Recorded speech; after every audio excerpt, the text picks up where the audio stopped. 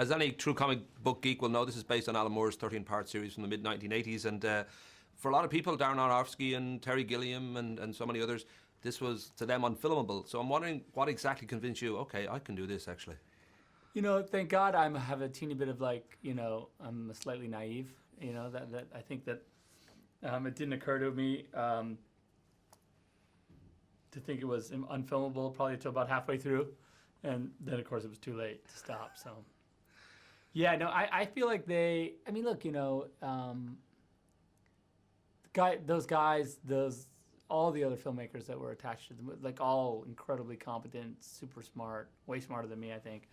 But, you know, I think that I had the luxury of, you know, enough time had passed since the culture almost needed to turn, you know, in order for the movie to make sense, you know.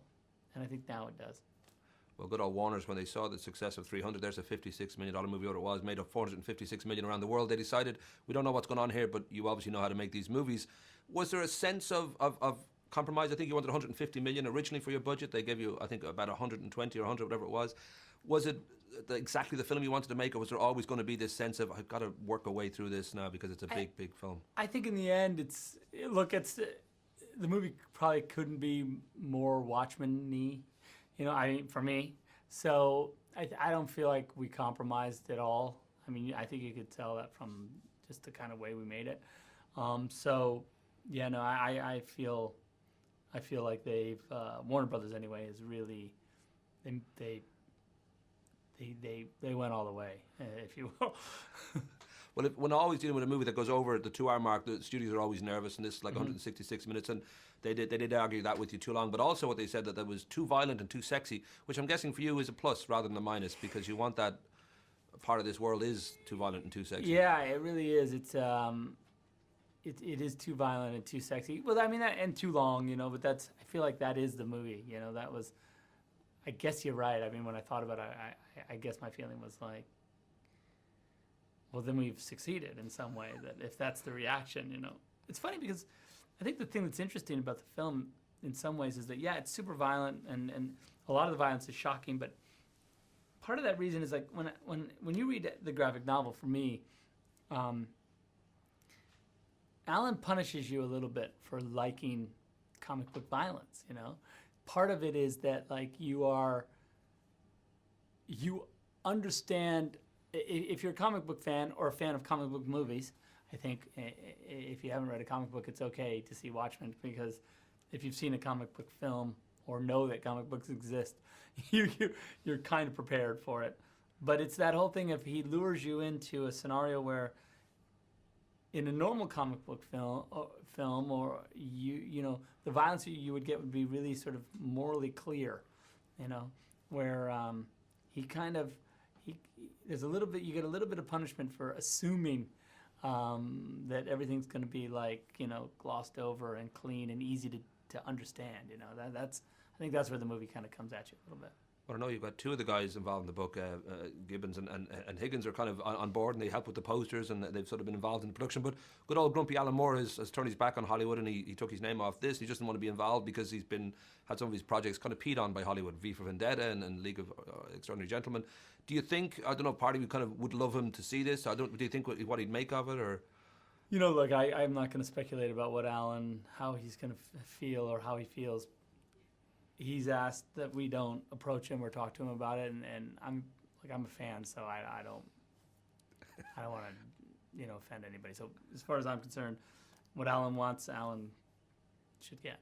There is the line in the movie, who's watching the Watchmen? But of course, when it comes to March 6th, it's not so much who, but how many. And I don't know whether that's something that kind of you actually get nervous when faced after all this work you put into it and all the attention to detail that really, as Hollywood is these days, the opening weekend is a real test of what I guess that's true. Yeah, I mean, it's funny because I do get nervous about that, but on the other hand, it's like I feel like we made a really bold and interesting movie, and yeah, I worry about, to some extent, like, wow, you know, I wonder how many people will see the movie and blah blah blah. But the truth is, you know, when we made Dawn of the Dead, you know, the biggest fear I had was just, I mean, will they get what we're trying to do with the movie, you know? And I think that I feel kind of the same way about Watchmen. I just hope that people, sort of see the subversive nature of it, sort of see what we're trying to do. Because I think that when you do sort of look at it from a pop culture point of view, it's a pretty fun movie.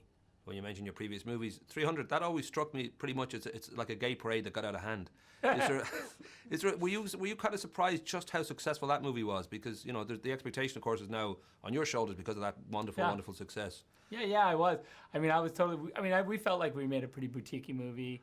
We were up in Canada, shot this movie I thought was pretty much going to be just like a fanboy freak out, and it would get, I thought it would make its money back and maybe a little profit for the studio, but I didn't think it would be like, it did get out of hand a little bit. I got a quote from one of your friends, the guy, make sure I get his name right, Damon Lindelof. Damon Lindelof, yeah. Creator and executive producer of Lost, and he sort of said it with this movie.